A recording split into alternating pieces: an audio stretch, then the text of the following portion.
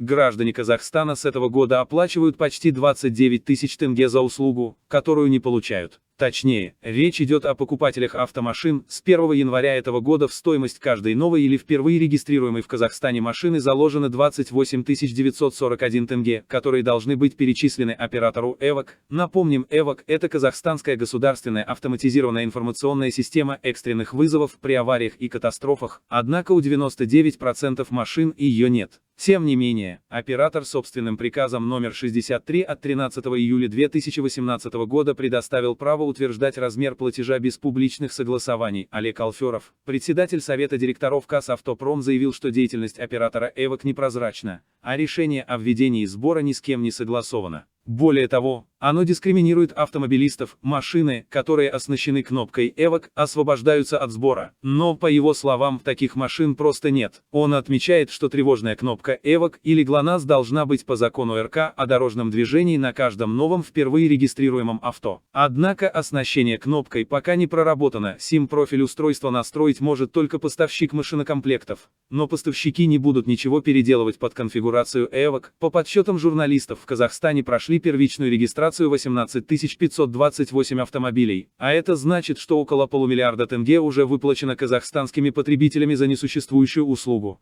так как кнопка так и не появилась.